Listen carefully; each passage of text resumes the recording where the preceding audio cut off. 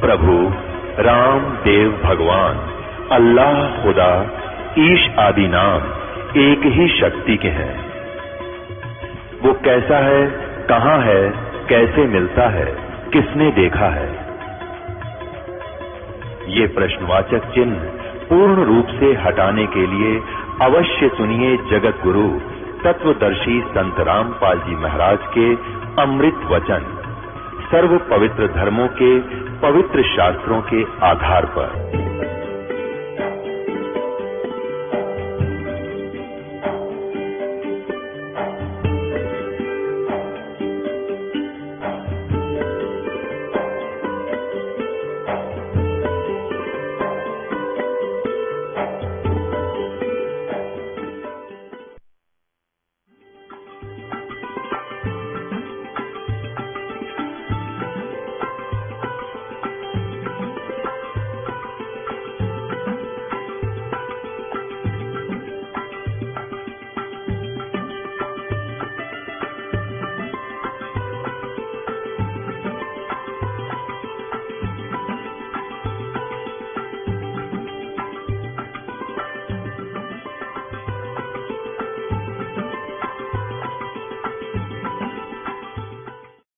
ब्रह्मा जी ने पूछा प्रभु, आप देवताओं के अध्यक्ष, जगत के स्वामी और भूत भविष्य एवं वर्तमान सभी जीवों के एकमात्र शासक हैं। भगवान फिर आप क्यों तपस्या कर रहे हैं और किस देवता यानी किस भगवान की आराधना में ध्यान मग्न है? मुझे असीम आश्चर्य तो ये हो रहा है कि आप देवेश्वर यानी सब देवों के मालिक एवं सारे संसार के शासक यानी कुल मालिक होते हुए भी समाधि लगाए बैठे हैं। अब ब्रह्मा जी के विनीत वचन सुनकर भगवान श्री हरि उनसे कहने लगे, ब्रह्मन यानी विष्णु जी बता रहे हैं हम ब्रह्मा जी को, सावधान होकर सुनो, मैं अपने मन का विचार व्यक्त करता हूं। देवता, दानव और मानव सब यही जानते हैं कि तुम सृष्टि करते हो, मैं पालन करता हूं, संकर संहार किया करते हैं। किंतु फिर भी वेद के पारगामी पुरुष अपनी युक्ति से यह सिद्ध करते हैं कि रचने, पालने और संहार करने की यह योग्यता जो हमें मिली है, इसकी अधिष्ठात्री शक्ति देवी है यानी दुर्गा है।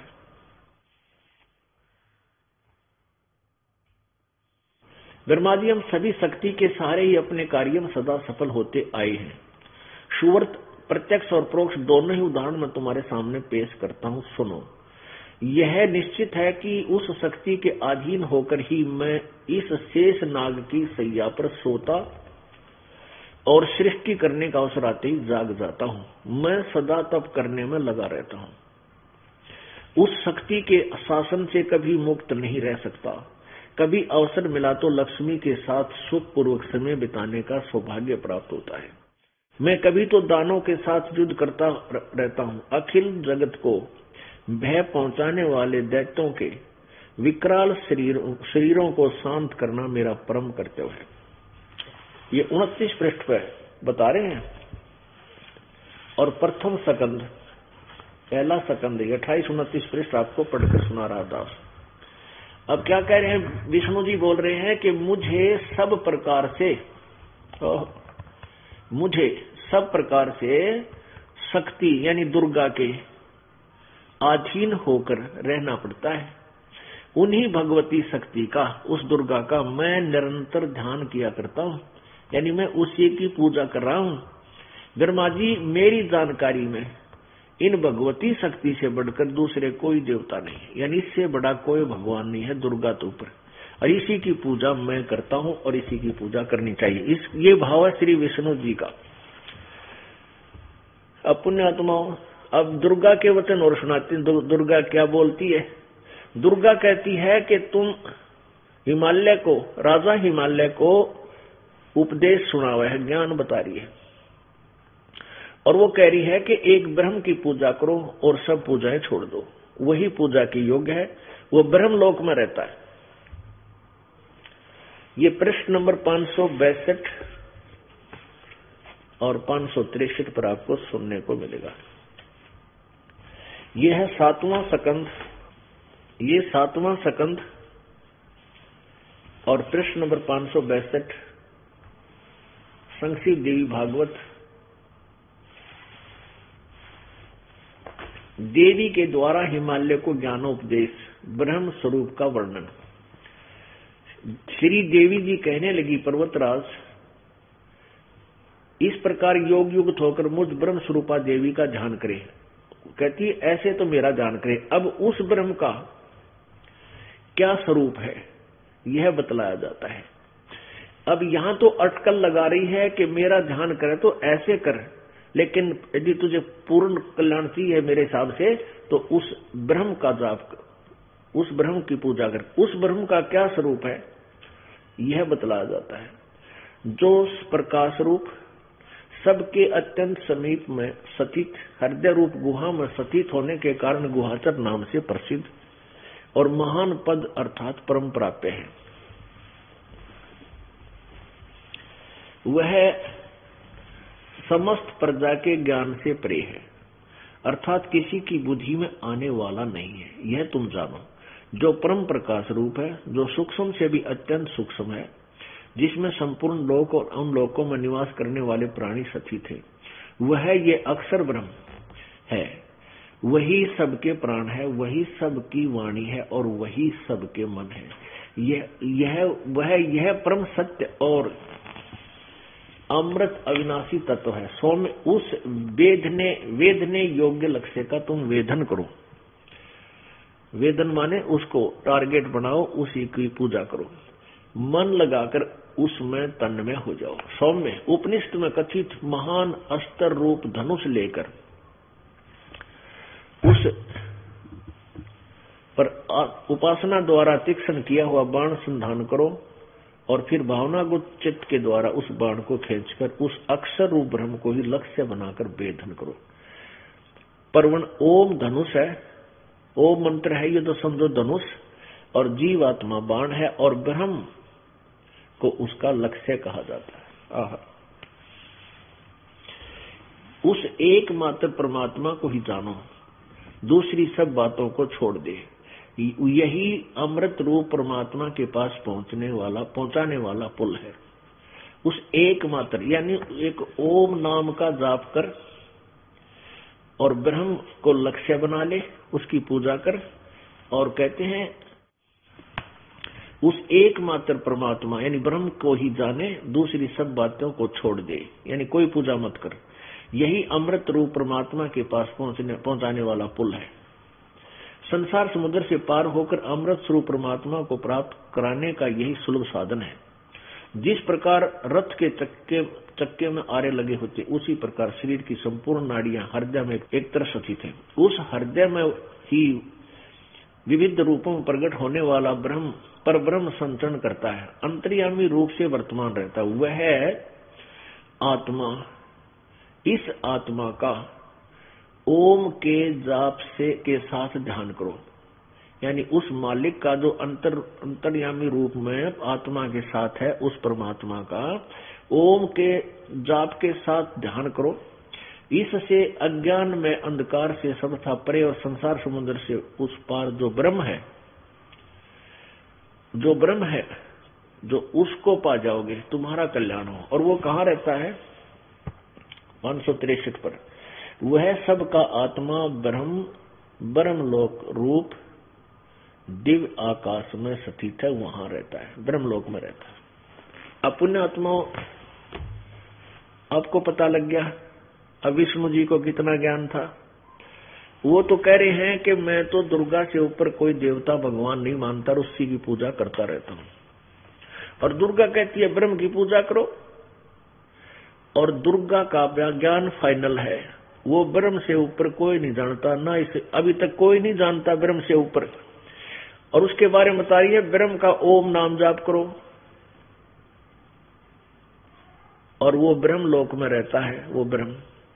और गीता जी अध्याय नंबर 8 के श्लोक नंबर 16 में लिखा है कि ब्रह्म लोक पर्यंत ये सभी प्राणी वहां तक ये सभी लोग पुनर्वर्ती में है, अर्थात ब्रह्म लोक में गए हुए प्राणियों की भी जन्म मृत्यु होती है, पूर्ण मोक्ष नहीं।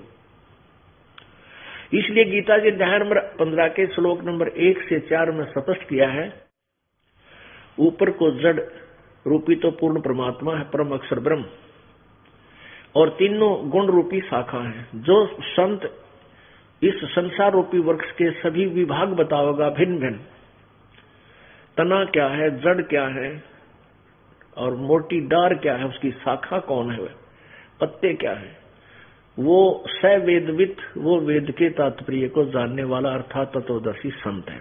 फिर उस तत्वदर्शी संत की प्राप्ति के बाद उसके द्वारा बताए गए साधन से गीता जी अध्याय नंबर 15 के श्लोक 4 में कहा कि उसके पश्चात उस परमेश्वर के परम पद की खोज करनी चाहिए, जहां जाने के बाद साधक फिर कभी लौटकर संसार में नहीं आता, अर्थात उसका कभी जन्म मृत्यु नहीं होती।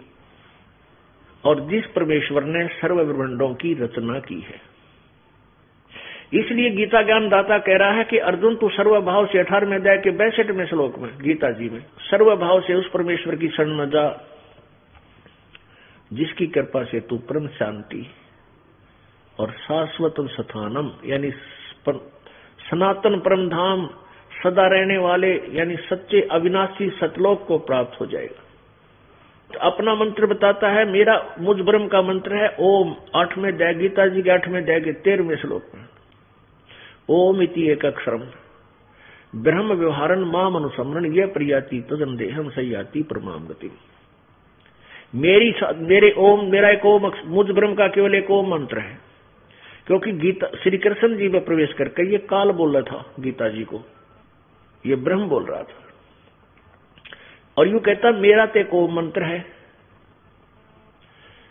इसको अंतिम श्वास तक जो श्रवण करता रहेगा और मेरे वाली परम गति प्राप्त करेगा, जो मुझसे राहत मिल सकती है, वो ब्रह्म लोक में चला जाएगा।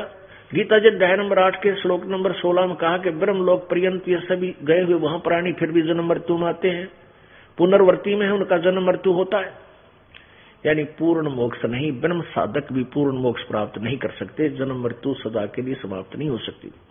इसलिए गीता ज्ञानदाता कहता है कि तुम्हें अगर पूर्ण परमात्मा पूर्ण मोक्ष चाहिए तो तत्वदर्शी संतों की खोज कर, 4 अध्याय के 34वें श्लोक में, और उसके पश्चात उस परम पद परमेश्वर की खोज करनी चाहिए 15वें अध्याय के 4 श्लोक में, जहां जाने के बाद कभी लौटकर संसार में नहीं आती। इससे सिद्ध है कि ना ब्रह्म न पूरा ज्ञान, ना देवी को पूरा ज्ञान, क्योंकि देवी ब्रह्म तक बता रही है और ब्रह्म को ज्ञान नहीं। वो कहता मेरा भी कंप्लीट मोक्षदायक नहीं है मेरा ज्ञान। तत्वदर्शी संतों के पास जाओ और फिर उनको प्रार्थना करो, फिर वो बताएंगे ज्ञान। उस साधना के आधार से तू सदा के लिए जन्म मृत्यु के रोग से छूट जाएगा। अपनात्मा उस परमात्मा के पाने का कौन सा मंत्र है? गीता जी अध्याय नंबर 17 के श्लोक 23 में ओम तत्सत इति निर्देश है ब्रह्मण त्रिविध समर्थ है। उस सच्चिदानंद घन ब्रह्म का यानी पूर्ण परमात्मा की साधना का ओम तत्सत ये इकट्ठा 3 प्रकार से सिमरण करने का ये मंत्र है। 3 नाम है और 3 प्रकार से इसकी 3 विधि से सिमरण है इसका। ओम ये ब्रह्म का है और तत् सांकेतिक है, वो मंत्र और है, ये दास बताएगा। ये ब्रह्म परब्रह्म का मंत्र है और सत ये पूर्ण ब्रह्म का मंत्र है। इन तीनों मंत्रों का जिस प्राणी को जाप मिल गया और आजीवन गुरु मर्यादा में रहेगा, तीनों नाम मिलने के बाद भी अगर वो गड़बड़ कर जाता है, गुरुद्रोही हो जाता है, गुरु जी से दूर हो जाता है, मर्यादा भंग कर देता है, तो भी वो पार नहीं हो सकता, चाहे कुछ भी मिला रहो उसके। तो वो प्राणी पार होगा जो मर्यादा में रहता, आजीवन जाप करेगा। तो वो ज्ञान ना ब्रह्मा जी को, ना विष्णु जी को, ना शिव जी को, और ना इन ऋषि महर्षियों को, और ना ब्रह्म को, ना दुर्गा को, इनके ज्ञान का सतर इस एक एग्जाम्पल से आप पुण्यात्मा समझ लेना। अब इन ऋषि महर्षियों को किसा ज्ञान था ये और देख लो एक बार। इसी दुर्गा पुराण में, देवी पुराण में 414 पृष्ठ और छठा सकंद। 414 पृष्ठ और छठा सकंद ये क्लियर करेगा इन ऋषि, सतयुग के ऋषि महर्षि और ब्राह्मणों को क्या ज्ञान था। जब सतयुग के ब्राह्मणों को ऐसा ज्ञान था तो बाकी त्रेता द्वापर और कलयुग के ऋषियों को क्या ज्ञान होगा। अंडरस्टूड है। जब ब्रह्मा विष्णु महेश को ज्ञान नहीं कंप्लीट तो इन ऋषियों के पास ज्ञान कहां से आएगा। इन्होंने तो ब्रह्मा जी से ज्ञान प्राप्त किया है और ब्रह्मा जी आप पर हुआ बाई बोल रहा है, एंड वेंड बोला। ये देखो, ये है संक्षिप्त देवी भागवत और छठा सकंद। संक्षिप्त देवी भागवत 414 पृष्ठ पे है। जन्मेजय ने पूछा, महाभाग किस युग में कैसा धर्म का स्वरूप है, इस संपूर्ण विषय को विशेष रूप से बताने की कृपा कीजिए। व्यास जी बता रहे हैं जन्मेजय को। अब देखना राजन, यह निश्चय है कि सतयुग में ब्राह्मण वेद के पूर्ण विद्वान थे। उनके द्वारा निरंतर भगवती जगदम्बा यानी दुर्गा की आराधना होती थी। भगवती का दर्शन करने के लिए उनका मन सदा ललायित रहता था। जय हो। आलिया उड़ीन के ज्ञान का, सतयुग के ब्राह्मणा का। सतयुग के ऋषि महर्षि कहो, ब्राह्मण कहो, अब व्यास जी बता रहे हैं, राइटर ऑफ पुराण। अब वो इनका लेखक बता रहा है, उस लेखक ने क्या ज्ञान है। वो कहा है कि सतयुग के ब्राह्मण पूरे विद्वान थे, वेदों के पूर्ण विद्वान थे और वो दुर्गा की पूजा करते थे। अरे तेरा गजब हो, वेदों में कितना दुर्गा की पूजा का नाम निशान भी है। ये कितने लाए लोकवेद। जैसे दुर्गा हिमालय को मिली, पहला तो अपनी पूजा के वो गाने गाए, मेरी पूजा ऐसे करो, एक सातान पर बैठ जाओ, नो कर दूंगी मैं, नो कर दूंगी। और फिर नो उस ब्रह्म की पूजा करनी चाहिए और सब छोड़ दो। अब पुण्यात्मा सभी फसल है यहाँ पे। कोई भांग बोएगा तो भांग वाला फल मिलेगा, कोई गेहूं बोएगा तो गेहूं का फल मिलेगा। तो ये तो भांग बोनी है जो अन्य देवताओं की पूजा, एक पूर्ण परमात्मा ने छोड़ के। उस पूर्ण परमात्मा की पूजा समझ लो गेहूं बोन, कणक बोली आपने, जो अन्नदाता जीवन दाता है, आपका जीवन बख्शेगा। अब ये दास ने नहीं कहा, आप जी के सदग्रंथों से प्रमाणित किया। इनसे पढ़कर दास बताता है कि ना तो ब्रह्मा जी को ज्ञान था, भक्ति का कह नहीं जाने थे, ना विष्णु को ना शिव जी को, और न ही इन ऋषि महर्षियों को जो आज तक हमें मूर्ख बनाते रहे। इनको कोई ज्ञान नहीं था, कोई आध्यात्मिक ज्ञान नहीं था। ये क्या करते रहे, सिद्धियां, हठ योग, तपस्याएं करके सिद्धियां प्राप्त कर लेते हैं। एक दूसरे पर किसी का आग ला दी, किसी की बुझा दी, किसी ने सागर पी लिया, पानी पर चल के जल के ऊपर के चल के दिखा दिया। इनमें उलझ पुलझ होकर अपना जीवन खो गया। हम भोली आत्मा उनके इन कृष्णों को देखकर, जो कतिकरण के ना थे, न देखने के थे, हम इनके ऊपर आसक्त हो गए। इनको मैं ऋषि और बड़े पहुंचे हुए महापुरुष मानने लगे। हम इन पर ऐसे आसक्त रहे। अब प्रसंग चल रहा है कि सत्य साहिब, सच्चा साहब, सत साहब, सत साहिब कहो, सत साहब कहो, यानी जैसे आदमी जब कति दुखी हो जाए, कहा हे सच्चे मालिक, हे सच्चे भगवान, हे सच्चे स्वामी। यानी इसका मतलब है कोई नकली स्वामी भी से अपना। नकली स्वामी कौन है? जैसे ब्रह्मा विष्णु महेश, ये यहाँ के हमारे नकली स्वामी हैं। इस जेल में मालिक है। क्या बताते हैं? और बात तेरे काम न आवे, संतों शरणे लाग रे, के सोवे गफलत में बंदे, जाग जाग नर जाग रे, जाग जाग नर जाग रे।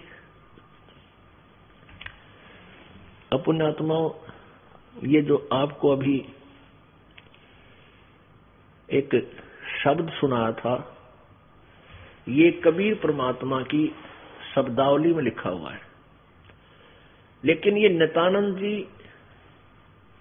एक अच्छी आत्मा थी, ब्राह्मण घर में इनका जन्म था और लगभग 200-225 वर्ष पहले इनका जन्म हुआ। तो इन्होंने कबीर साहब की वाणी कुछ अन्य, क्योंकि जिज्ञासु को कहीं ना कहीं से परमात्मा की तलाश होती है, कोई न कोई उनकी महिमा का कोई ग्रंथ वो ढूंढ लेता है, पढ़ लेता। पढ़ा लिखा था, ये शिक्षित था, तहसीलदार लगा हुआ था। फिर इसके जीवन में बड़ा परिवर्तन आया। एक विष्णु जी के उपासक संत गुमानी दास जी इनको मिले, उन्होंने इनको ज्ञान दिया, समझाया। तो इन्होंने अपनी नौकरी आदि त्याग कर और फिर भक्ति में लग गए थे। अब जैसा जिस पुण्यात्मा को गुरु मिलता है वैसे ही वो साधना पर आरूढ़ हो जाता है, क्योंकि परमात्मा की भक्ति आत्मा करे बिना रह नहीं सकती। ये जब से भगवान से बिछड़ी है, इसको उसकी उसी दिन से चाह पड़ गई है, क्योंकि यहां आकर के इसने वो दुख देख लिए जो इसके हृदय को हिला देते हैं, और वहां वो सुख था जिसकी तलाश अब ये यहाँ कर रही है। यहाँ कभी सुखी नहीं हो सकता किसी भी पॉइंट से, दृष्टिकोण से, चाहे ब्रह्मा बन जाओ, चाहे विष्णु शिव जी बन ले, ये भी सुखी नहीं हो सकता यहाँ पर। क्योंकि अभी आपने देखा देवी पुराण में विष्णु जी कहते हैं, मैं अधिकतर तप करता हूँ, सिद्धि प्राप्त करता है, और फिर राक्षसों के साथ लड़ता हूँ। थोड़ा बहुत कोई समय मिला है तो अपनी पत्नी यानी लक्ष्मी के पास थोड़ी बहुत देर बैठ सकता हूँ, फिर बाकी तो मैं ऐसे ही धक्कम धक्का रहता हूँ। तो ये कहाँ सुखी, विष्णु कहाँ सुखी, ब्रह्मा कहाँ सुखी, इनके जीवन देखो सारे, और शिव जी कहाँ सुखी। तो वो सुख हमें सतलोक में मिलेगा। जब तक वहां नहीं जालेंगे इतना हम सुखी नहीं हो सकते। चाहे यहाँ पर राष्ट्रपति बन जाओ, चाहे पूरी पृथ्वी के पति बन जाओ, और चाहे कितना धन और कितनी संतान हो ले, जीव सुखी नहीं हो सकता। तो सतलोक जाने के लिए सब प्रयत्न हमने करना है, और यहाँ ये वही टीचिंग है, ये वही ट्रेनिंग है वहां सतलोक जाने की। इस सतलोक आश्रम करोठा और बरवाला में, और इस पृथ्वी पर कहीं नहीं है। तो कहने का भाव ये है कि उस नित्यानंद जी ने परमात्मा की इस वाणी को ले लिया और लास्ट में छाप अपनी ला दी। हमने इस चीज से कोई लेना देना नहीं, हमने तो इसके अंदर क्या निष्कर्ष है, हमें क्या संकेत है, हमने तो उस संकेत को पकड़ना है। क्या बता रहे हैं, और बात तेरे काम न आवे, संतों शरण लाग रे, के सोवे गफलत में बंदे, जाग जाग नर जाग रे, जाग जाग नर जाग रे। अब जागना क्या है और सोना क्या है। हम सो रहे थे अज्ञान अंधेरे में, और मोह ममता की निंद्रा में हम गहरे सोए पड़े थे। अब परमात्मा हमें जगा रहे हैं अपनी वाणी के द्वारा, आवाज लगा लगा के। क्या बताते हैं, उठ सवेरे उक्का भर लिया, के जाग्या निर्भाग रे। अब मान लिया जैसे एक जीवन को और आध्यात्मिक उसके ऊपर आध्यात्मिक क्रिया के ऊपर एक तुलनात्मक तरीके से समझाया गया है। जैसे कोई सोया पड़ा है निंद्रा में, उठ गया, उठा दिया किसी ने, और उठ कर उसने क्या किया, हुक्का भर लिया या बीड़ी ला ली, सिगरेट सलगाड़ी, उठ दे फू फू धुआं कर दिया, सारे घर में बालक सोए, उनका भी धुआं चढ़ गया, आप भी पाप का भागी, और बच्चा को और उनको और स्वास्थ्य खराब करे, स्वास्थ्य अच्छा उनका। तो कहने का भाव ये है कि उठा और जाग्या, जाग भी गा, उठने योग कुक्रम शुरू कर दिया। बता के जाग्या इसका अच्छा, कहते सुक्रम करा ना कोई करी तन बंदगी, फुटे तेरे बागरे। अपने आत्माओं इसको दो तरीके से लाया जाता है। अब जागना क्या है कि आप भक्ति नहीं कर रहे, सत्संग के वचनों से आप एकदम फड़क जाती है आत्मा, अकर तेरा गजब हो, परमात्मा तो भजना चाहिए, जीवन हमारा जीवन जा रहा है। क्योंकि सत्संग के वचन, परमात्मा की वाणी इतनी मार्मिक है, इस आत्मा को धंधेड़ कर रख देती है, इसको विवश कर देती है। तू क्या कर रही है नालायक, इस मन के चक्कर में आके, और क्या करना चाहिए था तूने, ये डले डोते असंग जन्म हो गए तुझे, अब तक आज तक कुछ भी नहीं मिला। सच्ची भक्ति करो सच्चे साहब की, उस पूर्ण परमात्मा की। तो ये पहले एकदम फड़क के उठती है, जाग जाती है, फिर भक्ति करने के लिए कहाँ चलती है, कोई मंदिर में, कोई मस्जिद में, कोई गुरुद्वारे में, कोई पहाड़ पर चढ़ गया किसी मंदिर में, वहां भगवान मिलेगा। तो इसको गुमराह करने वालों का अंत नहीं, क्योंकि काल ने नरे दूत छोड़ रखे हैं भ्रमित करने के लिए। अब जैसे ऊठ सवेरे हुक्का भर लिया, मान ले आपको भक्ति की लगन भी लागी, आप जाग गए और जाकर लेकर लोटा मंदिर में पहुंचे घंटी बजान, तो के जाग गया वो, क्या लगन लागी तुझे? वो तो उल्टे को शास्त्र विधि त्याग का मनमानी जो पूजाएं तुम कर रहे हो वो व्यर्थ है। वो तो हुक्का सा भर लिया तूने, दूने पाप कर रहा है। अब वहां जाके घंटी बजाते हो, घंटी में ना जाने कितने जीव सूक्ष्म लगे होते हैं, नो मारोगे टनाटन टनाटन करा कितने जीव मार देते हो।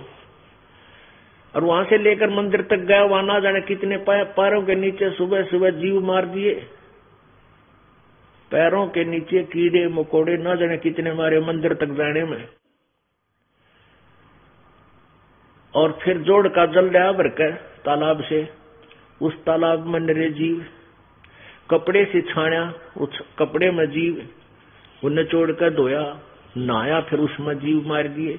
और पुण्य एक भी को ना, क्योंकि घंटी बजाने में, मंदिर में जाने से, मूर्ति पूजा ये करने से, ये शास्त्र विरुद्ध साधना होने से लाभ एक भी को नहीं, पुण्य आपको एक भी नहीं, नरे पाप हो गए। गीता जी अध्याय नंबर 16 के श्लोक नंबर 23 में कहा है कि जो शास्त्र विधि को त्याग कर और मनमाना आचरण करते, मनमानी पूजा करते हैं, उनको ना तो सुख हो, ना उनकी गति हो, और ना उनका कोई कार्य सिद्धि हो, ना उनका कोई सिद्धि प्राप्त हो, अर्थात यूजलेस। तो उस सच्ची साधना के करने से लाभ होगा। वो सच्ची साधना केवल 3 मंत्र का जाप है, ओम तत्सत। इसके साथ हरिओम भी नहीं लगता है, नहीं। और ओम तत्सत ये जाप नहीं है। ओम ब्रह्म का और तत् ये एक और मंत्र है। ओम और तत् दोनों मंत्र मिलकर सतनाम बनता है। और फिर तीसरा नाम एक सत जो मंत्र है, ये और गुप्त मंत्र है। ये तीनों मिलकर के फिर ये पूर्ण कंप्लीट मंत्र बन जाता है, वो तीसरा सार नाम है। ये है परमात्मा पाने की, ये शास्त्र अनुकूल साधना है। इससे पाप नहीं, इससे पुण्य ही पुण्य होते हैं और पाप नाश होते हैं।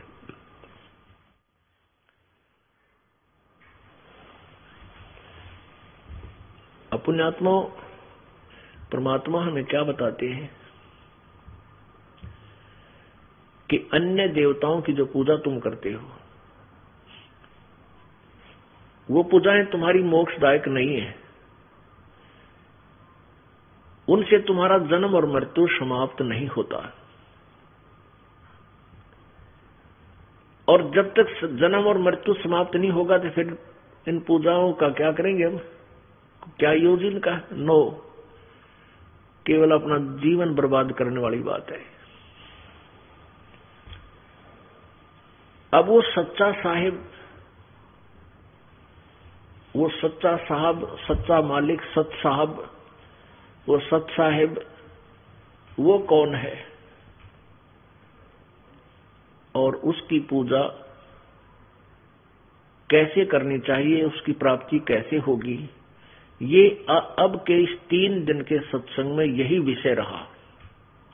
क्योंकि जब तक हमें ये नहीं मालूम होगा परमात्मा कौन है और वो कुल मालिक कौन है, सच्चा साहब कौन है, सत साहब कौन है, और उसकी पूजा कैसे करनी चाहिए। जब तक हमें ये ज्ञान नहीं होगा तब तक हम डरे ढोरे हैं, धूल में लठ मार रहे हैं। कहते हैं एक हाथी की पैड़ में सब जीवों की पैड़, सार शब्द जाने वे नाया दुनिया मारे खेड़। खेड़ देसी भाषा यहाँ हरियाणा की। खेड़ खेड़ मारा टकरम टकरा, कोई नोन भाज रहा है बोझडा में, कोई नोन टक्कर मार रहा है, कोई इधर भाग रहा है, इधर रास्ता मिलेगा, कोई इधर भाग रहा है, क्योंकि सब यहाँ कैद में है, इसे निकलने के लिए प्रयत्न कर रहे हैं।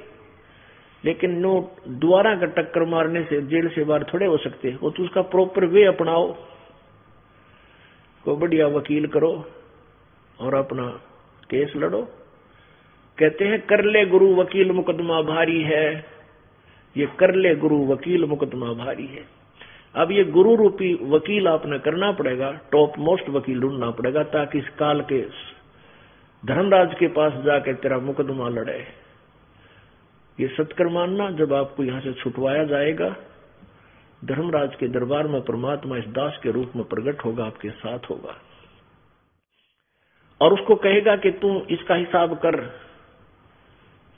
और फिर पूरे सवाल जवाब होंगे कि तूने इसको यहां फंसाया है, लाया था किस लिए तू इसको यहां पर, और तूने के बना दिया इसका, अपना हिसाब ले और छोड़ इसको। क्योंकि जो आपको पहले मंत्र दिए जाते हैं, जो प्रथम मंत्र आपका है, ये मंत्र पूजा नहीं हमारी, या तो मजदूरी है, हम इनके ऋणी हो गए इस काल के लोक में आकर। जैसे कोई विदेश गया है और वहां को फैक्ट्री ला ली छोटी मोटी, और वह फैक्ट्री उसकी सही चली नहीं, तो उसमें क्या होगा कि कैसे नहीं चली, उसका फिर क्या है, जैसे टेलीफोन का खर्चा था वो भरा नहीं गया, वो टेलीफोन कनेक्शन कट गया, बिजली का बिल भरा नहीं, बिजली का कनेक्शन कट गया, पानी का टैक्स भरा नहीं, बिल भरा नहीं, पानी का टैक्स कनेक्शन कट गया, तो दूना निर्धन हो गया। आप सतलोक से आए थे और यहां आके फैक्ट्री ला ली, इस काल के लोक में घरबारी बन बैठे, और यहां आपके कोई ऐसा काम ठीक नहीं चल रहा, जो पुण्य थे इतने खत्म हुए, अब पापों का दौर शुरू हो गया। तो परमात्मा ने इस दास को भेजा कि ये दास आपको उपदेश देगा, आपसे पहले वचन करा लेता है कि ये नियम निभावेगा तो मैं तुझे नाम दूंगा, तेरा ठेके, तेरा जो है गारंटर बनूंगा, और ये नियम तोड़ देगा तो मैं तेरा गारंटर नहीं रहूंगा। अब जैसे एक गारंटर होता है जो कहते हैं भाई इसने मेरी गारंटी ले रखी है, तो ये दास, ये परमात्मा, ये दास आपका गारंटर बनेगा ब्रह्मा विष्णु महेश के पास जाकर सूक्ष्म रूप से, और कहेगा कि इस आदमी को, इस व्यक्ति को, इस आत्मा को ये सभी सुविधाएं जारी कर, और तेरा जो टैक्स है, किराया है, ये भरता रहेगा, और गारंटी हम लेते हैं, ये नहीं भरेगा तो हम जिम्मेवार होंगे। तो कहने का भाव ये है कि आपको प्रथम मंत्र दिया जाता है तो आप इसकी मजदूरी शुरू करो, इसकी मेहनत करो, जाप शुरू करो। तो ये ब्रह्मा विष्णु महेश के पास आपकी या कमाई जाएगी, और वो आपको सुविधाएं शुरू कर देंगे यहाँ की, क्योंकि इसमें सबसे पहले उस पूर्ण परमात्मा का मंत्र है, वो पूजा है, बाकी मजदूरी है। तो ऐसे इन सब की ना जाने कितने युगों से आप इस काल के ऋणी हो, उस सब ऋण से मुक्त होना पड़ेगा। ये ब्रह्मा विष्णु महेश गणेश दुर्गा हमारे शरीर के अंदर बने हुए कमल में, रीढ़ की हड्डी, बैकबोन के अंदर की साइड में एक आंतड़ी सी बनी है, निशान से है मामूली से, जैसे कमल के पत्ते हों, ऐसे जैसे पिक्चर सी बन जाती है, तस्वीर बना देते हैं कमल के पत्ते की, फूल की, छोटी सी, बहुत छोटे पत्तों की, ऐसे आंतड़ी सी बनी हो, चिपकी पड़ी है ऐसे। और इस भक्ति करने से, ये मंत्र के जाप करने से वो क्या होगा, धीरे धीरे वो फूलनी शुरू हो जाएंगे अंदर से। वो जैसे ब्लेडर देखा होगा आपने, ये बच्चे गेंद खेला करें, ऐसे हुआ करे, वह पतली सी चप्पल सी, और उसमें हवा भरने लगे तो फूल का न्यू इतना मोटी गंध बन जाती है। ऐसे ही ये चिपकी पड़ी है, खाली हो आप, आपके अंदर भक्ति नहीं रही, इसलिए विरानमाटी और किसी के पास कुछ को ना, किसी की टांग कट गई, किसी की आंख फूट गई, किसी का कुछ हो रहा है, कोई टेंशन। तो ये दुख क्यों है? क्योंकि पाप से दुख है। और पुण्य बढ़ेंगे तो दुख दूर हो जाएंगे, पाप खत्म हो जाएंगे, पाप खत्म होंगे, पुण्य बढ़ेंगे, सुख हो जाएगा। तो वो फिर कमल हमारे अंदर से वो भक्ति की शक्ति उसमें जमा डिपॉजिट होने लग जाएगी, और वो कमल उस समय खिलेंगे, खुल जाएंगे आपके, जब आप ऋण मुक्त हो चुके होंगे। जब आप यहां से चलोगे सतलोक में, सच्चे लोक को जाओगे, अपने सच्चे साहब के पास चलोगे, तो आपने सीध, कई मिसगाइड करते हैं संत कि हम तो सीधे तिरकुटी में जाते हैं। अरे तेरा गजब हो, तिरकुटी, तिरकुटी क्या है? तिरकुटी तो समझ लो इंटरनेशनल एयरपोर्ट है, यानी अंतरराष्ट्रीय हवाई अड्डा, जहां से सब जिस देश को जाना चाहता है उसकी टिकट, उसका पासपोर्ट और वहां तक का किराया पहले पूरा, और उस देश का नो ड्यू सर्टिफिकेट पहले ले लेना होता है, तब वह पहुंचेगा, क्या नाम है, एयरपोर्ट पे। ना कोई ना जान दी एयरपोर्ट पे। तो ये तिरकुटी तो इंटरनेशनल एयरपोर्ट है, वहां जाने के बाद कोई परिवर्तन नहीं। उस वहां तो जहां भी वो कौन जाएगा? जो यहां से पूरे कागज पूरे करके गया होगा और ओरिजिनल जिसके पास पासपोर्ट होगा। यानी डुप्लीकेट नाम देने वाले संतों से भी वहां नहीं जाया जाता। तो वो कहते हैं हम तो सीधे तिरकुटी में ध्यान लगाते हैं, हम कमल कुमला के चक्कर में नहीं पड़ते। अरे तेरा गजब हो, ये कौन जान दिया तुझे वहां इंटरनेशनल एयरपोर्ट पर, जब तक तेरे यहाँ का देश का सारे कागज क्लियर नहीं होंगे। इन्होंने तो इंटरनेशनल एयर यानी तिरकुटी तो ऐसी मान रखी जैसा बरवाड़े का अड्डा, बस स्टैंड, कोई भी पैदल पहुंच जाते वैसे पहुंच जाए, बड़का खेल बना रखा है, मूर्ख बना रखा है आपको। तिरकुटी पर पहुंचने से पहले तो आपका सारा काम क्लियर होना पड़ेगा, इन कमलों से चलना पड़ेगा। जीवात्मा हृदय कमल में रहती है, यहां से वह सबसे नीचे कमल में जाएगी, मूल कमल में। मूल कमल से फिर वो आएगी ब्रह्मा के कमल में, यानी स्वाद चक्कर में, जहां ब्रह्मा और सावित्री रहते हैं। मूल कमल में गणेश जी रहते हैं। तो ये सब की कमाई मंत्र आपको दे रखा है। जब आप वहां जाओगे आपके कागज क्लियर पाओगे। गणेश जी जाते आपको वहां से आपको टिक मार्क कर देगा, जाओ आगे। फिर ब्रह्मा जी के लोक में, वहां का भी सारा अकाउंट आपका क्लियर पाओगा। फिर नाभि कमल में विष्णु और लक्ष्मी जी मिलेंगी, और वहां से फिर हृदय कमल में शिव और पार्वती के लोक में वहां आएंगे। और फिर कंठ कमल में, यहाँ पीछे को, इस यहाँ गले के पीछे रीढ़ की हड्डी जहाँ थोड़ी सी बैंड होती है, ये ऊपर नाक, इससे पहले चौड़ा सा स्थान है, यहाँ पर दुर्गा का कमल है। फिर यहाँ आएंगे, इसके बाद तिरकुटी का नंबर आओगा। जब तक ये नहीं आगे जान देंगे, तिरकुटी में कौन जान देगा तुमको? तो कहने का भाव ये है, ये आपको आज तक मिसगाइड करते रहे, हमें मूर्ख बनाते रहे कि बस ध्यान लगा ले 2.5 घंटे सुबह, 2.5 घंटे शाम में। कहते झूठा ज्ञान, तुम ध्यान कहाँ लाओ? ये बाद विदा चतुराई, तुम तो ये चतुरता दिखा रहे हो, मूर्ख बना रहे हो भोली आत्माओं को। जो तुम्हारा ज्ञान यूजलेस है, झूठा है, ध्यान कितना हो तुम इसमें। और वो परमात्मा तो अंड और पिंड के पार स्वदेश हमारा है।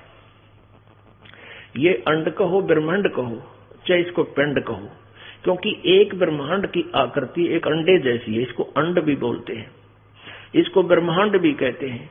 और इस एक ब्रह्मांड के अंदर जो भी कुछ है इस शरीर के अंदर विद्यमान है। जैसे इन चैनलों में मूल कमल एक चैनल समझो, स्वाद चक्र एक चैनल समझो, नाभि कमल भी एक चैनल समझो। ये 5, 6, 7 चैनल हमारे लगे हुए हैं। तो जिस भी चैनल में आप झांकोगे, यानी आपका जौन सा भी कमल खुल गया, आप उसके अंदर दृष्टि जाएगी आपकी। तो इस ब्रह्मांड में उस चैनल के ऊपर, यानी इस कमल के अंदर जो भी दृष्टिगोचर होगा वो आप देख सकते हो। तो इस ब्रह्मांड के अंदर जो भी है वो शरीर में देखा जा सकता है। एक ब्रह्मांड के पार की वस्तु इस शरीर में नहीं देखी जा सकती। जैसे इसमें धुन सुनते हैं, कान बंद करके आंख बंद करके ऐसे बज रही है, बंसुरी बज रही है, बाजे बज रही है, ये तो इस पिंड के अंदर इस उर्ले साजबाज में काल के लोक में झूठे बाजे बज रहे हैं। कोई है रे परले पार का जो भेद कहे झनकार का, कोई है रे परले पार का जो भेद कहे झनकार का।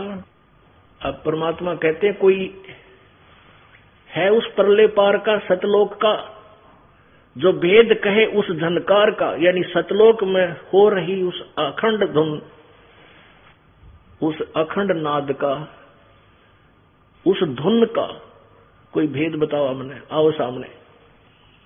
कोई है रे परले पार का, परले पार का यानी सतलो अंड और पिंड से पार स्वदेश हमारा है,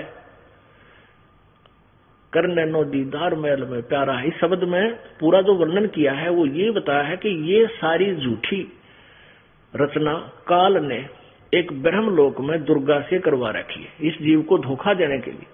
और फिर बताया कि हमारा लोक तो इस एंड और पिंड से भी पार है, और वहां उस परले पार में कोई पहुंचा हो तो बताओ हमें। और इसमें कौन कौन यहां रह गए, कौन कौन पार हुए। तो पुण्यात्माओं, जब हम सतलोक चलेंगे तो उससे पहले तो सारा काम क्लियर हो लेना चाहिए आपका। जैसे इस ब्रह्मा विष्णु महेश, देखो ब्रह्मा विष्णु महेश जी हमारे लिए, ये हमारे प्रबंधक हैं, आपका वर्क डन देते हैं, जो किया वैसा फल आपको मिलेगा और देंगे यही जब तक आप यहां हो, क्योंकि इनके ये इंचार्ज है। इनको हम बुरा नहीं कह सकते, हम अपनी बकवादों से इनके जाल में फंसे रहे। अब जब तक हम जेल में हैं तो जेल वालों की मर्यादा को भी तोड़ेंगे तो दूने पट्टेंगे। हमने यहाँ जेल की भी मर्यादा तोड़ रखी है, तो ये नियम आपको बताए जाते हैं, ये जेल की मर्यादा है, इसको भंग करोगे तो आप यहीं रह जाओगे और दूना और मुकदमे बनते रहेंगे आप पर। ये नियम आपने निभाने पड़ेंगे, फिर ये सब क्लियर हो जाएंगे। फिर ये सतनाम का जो ओम और दूसरा उसमें तत्व मंत्र है, ये दो मंत्र का, दो अक्षर का जो नाम है ये सतनाम है। ओम नाम की कमाई हम त्रिकुटी पर जाकर इस धर्मराज के पास मुकदमा होगा आपका, ये न्यायाधीश बुलाया जाएगा, परमात्मा इस दास के रूप में होगा और कहेगा भी कर हिसाब इस आत्मा का और ले इसकी कमाई आ रखी सारी सतनाम की। ओम नाम की जो कमाई आप करोगे, जैसे सांस उश्वास से इस मंत्र का जाप होता है, तो ओम नाम की कमाई इस ब्रह्म को दे देंगे। गीता जी अध्याय नंबर 18 के श्लोक नंबर 66 में गीता ज्ञानदाता कहता है, सर्व धर्मान परित्यज्य माम एकम शरणम व्रज अहम तवा सर्व पापेभ्यः मोक्षामि मा शुच। गीता ज्ञानदाता कहता है कि अर्जुन, मेरे सतर की जो भी इतने सभी धार्मिक पूजाएं धर्मान, उनको सभी मेरे सतर की जो शास्त्र अनुकूल साधना, ओम नाम का जाप और ये यज्ञ जो आपसे करवाई जाती हैं, हवन जो चढ़वाई जाती है या भंडारे दान कराए जाते हैं, ज्ञान सुनाया जाता है, ये 5 यज्ञ आपकी करवाई जाती है। इन 5 यज्ञों का पुण्य और ओम के नाम की कमाई जो श्वास से आप करते हो, ये सारी कमाई है ब्रह्म सतर की। तो ये कहता है सर्व धर्मान, गीता जी अध्याय नंबर 18 के श्लोक नंबर 66 में। अनुवादकर्ताओं ने इसका अनुवाद गलत किया है, व्रज का अर्थ जाना होता है, इन अनुवादकर्ताओं ने आना करता किया है क्योंकि इनको पता नहीं था इस ज्ञान का। सर्व धर्मान परित्यज्य माम, गीता ज्ञानदाता कहता है माम माने मेरे सतर की, जितनी भी मेरी धार्मिक पूजाएं उनको मुझ में छोड़, एकम शरणम व्रज, एकम यानी जिसके बराबर कोई दूसरा ना हो, उस सर्वशक्तिमान गीता जी अध्याय नंबर 18 के श्लोक नंबर 62 में जिसके बारे में कहा है कि अर्जुन तू सर्वभाव से उस परमेश्वर की शरण में जा, उसकी कृपा से तो परम शांति और शाश्वत स्थान को प्राप्त होगा। अब उस सनातन परम धाम यानी सतलोक को प्राप्त होगा, तो उसको प्राप्त करने के लिए क्या बताया कि सर्व धर्मान परित्यज्य माम 18वें अध्याय के 66वें श्लोक में, मेरे सतर की सब मेरी पूजाएं ओम नाम का जाप की कमाई और बाकी जो यज्ञ वो मुझे छोड़ दे, मुझ में छोड़, और एकम शरणम व्रज उस परमात्मा की शरण में जाओ, एकम जिसके बराबर दूसरा ना हो, अद्वितीय, उसकी शरण में जा, तब मैं तुझे सब पापों से मुक्त कर दूंगा। यानी हम क्या करते थे, इस ओम नाम की कमाई ब्रह्म में चले जाते थे। ओम नाम की कमाई थे यज्ञों की कमाई से, भक्ति से, ब्रह्मलोक में अपने पुण्य खा के फिर जन्म मृत्यु में आ जाते। गीता जी अध्याय नंबर 8 के श्लोक नंबर 16 में कहा कि ब्रह्मलोक तक गए हुए भी पुनर्वर्ती में है, उनकी जन्म मृत्यु होती है, पूर्ण मोक्ष प्राप्त नहीं करते। तो ये क्या कहता है कि मेरे सतर की जो पूजा है वो मुझे दे दे। अब हम इस कमाई को बर्बाद नहीं करेंगे। यहाँ की कोई ना स्वर्ग चाहेंगे, ना माँ स्वर्ग चाहेंगे, ना ही हम देवता बनना चाहेंगे, हम तो केवल अपना पीछा छुड़वाएंगे। गीता जी अध्याय नंबर 7 के श्लोक नंबर 29 में कहा कि अर्जुन, जब उस तत्ब्रह्म से और पूरे आध्यात्मिक ज्ञान से जीव परिचित हो जाता है, वो केवल जरा और मन से छुटकाने की प्रयत्न करता है और कोई वस्तु नहीं मांगता। तो आपको पता लग जाएगा, आप केवल उस परमात्मा को, यहां से जन्म मृत्यु का पीछा छुटवाने की चेष्टा करोगे।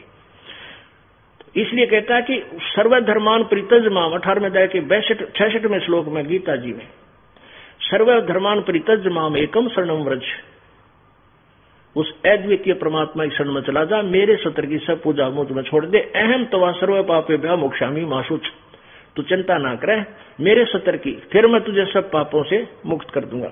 अब हम क्या करते थे, पुण्य तो वहां खत्म कर देते स्वर्ग, महास्वर्ग में, ब्रह्म लोक में, और पाप के कारण गधे कुत्ते सुअर यहां धक्के खाते रहे। अब हम इसका कर्ज दे देंगे, अकेले तेरा कर्ज पकड़ और हमने मुक्त कर, हमने नहीं चाहिए तेरी कुछ भी, यहाँ की ना बर्फी चाहिए ना लड्डू, कुछ नहीं खाना, आप पकड़ तेरे इस पैसे और हमारा अकाउंट क्लियर कर। तो ओम नाम के जो कमाई है आपके, वो 3 मंत्र के जाप की कमाई कहाँ आपको काम आवेगी। ओम नाम का जाप तो वहां ब्रह्म को त्रिकुटी पर दे देंगे। फिर हम चलेंगे आगे को। ये जो दूसरा मंत्र है तत्, ये और मंत्र है, इस मंत्र की कमाई आपको परब्रह्म को देनी है, क्योंकि इसके 7 संख ब्रह्मंडों से हमने पार होना है। इसका किराया इतना हो जाएगा वहां तक जाने का, इसका टैक्स, टोल टैक्स मान लो इसका। और फिर जो तीसरा मंत्र है, सार नाम है, ये आपको स्थायी स्थान सतलोक में प्रदान कराओगा। इस प्रकार हम परमात्मा प्राप्ति करेंगे। कोई है रे पर ले पार का, कोई भेद कहे झनकार का, कोई है रे पर ले पार का, जो भेद कहे झनकार का। अब क्या बताते हैं, वारही गोरख वारही दत्त, वारही धरु पर लाद अर्थ। ओहो, अब कौन कौन वार रहे, वार माने उर्ली तरफ काल के जाल में, और कौन परले पार हुए। वारही गोरख वारही दत्त, दत्त माने दत्तात्रेय जी, वारही धरु पर लाद अर्थ, वारही सुखदेव वारही व्यास, वारही पाराशर प्रकाश, वारही दुर्वासा दरवेश, वारही नारद सारद शेष, वारही भरतरी गोपी चंद, वारही सनक सनंदन बंद। वारही माने उर्ली ही ओर, वारही ब्रह्मा वारही इंद्र, वारही शेष कला गोविंद, वारही शिव शंकर दो संभ, वारही धर्म राय आरंभ, वारही धर्म राय धर धीर, परम धाम पहुंचे कबीर। रग यजुर श्याम अथर्वेद, परम धाम नहीं लहा वेद। रग यजुर श्याम अथर्ववेद, परम धाम नहीं लहा भेद। अलल पंख अगाध भेव, जैसे कुंजी सुरती सेव। वार पार था है थे हा न था, गरीबदास निर्गुण निगाह। अब इसमें क्लियर कर दिया कि उर्ली तरफ गोरख भी उर्ले काल के ही जाल में, दत्तात्रेय दत्त ये भी इसी काल के जाल में, और धरु और प्रहलाद भी काल के ही जाल में, ये भी पार नहीं हुए। पुण्यात्माओं, ये है वो तत्व ज्ञान जो सबकी धज्जियां उड़ा देगा। और ज्ञान सब ज्ञानड़ी, कबीर ज्ञान सो ज्ञाने, जैसे गोला तोब का इव करता चले मैदान। अब आपने प्रारंभ में देख लिया ब्रह्मा विष्णु महेश को क्या ज्ञान था, तो पार क्यों रोएंगे। और ध्रुव प्रहलाद इन के रगड़ा ला रहे थे, इनकी पूजा करते थे, ये पार कहाँ गए होंगे, ये भी उर्ली तरफ। गोरखनाथ जी कौन थे, शिव जी के उपासक थे, ये भी उर्ली तरफ। ये ब्रह्मा विष्णु महेश शिव जी ये सारे उर्ली तरफ रहे, काल के जाल में रहे। और वार ही धर्मराय धर धीर, और परम धाम पहुंचे कबीर। केवल परमात्मा स्वयं ही, क्योंकि वो स्वयं ही संत बनकर आए थे, स्वयं ही एक दास की भूमिका की, स्वयं ही एक सच्चे भगत की भूमिका की। और आपको बताया कि मगर से सह शरीर चले गए थे परमात्मा और सतलोक में गए। इस प्रकार हम परमात्मा की प्राप्ति करेंगे और इस प्रकार हमें प्रभु प्राप्ति होगी, हमारा जन्म मृत्यु सदा के लिए छूटेगा। बोलो सतगुरुदेव।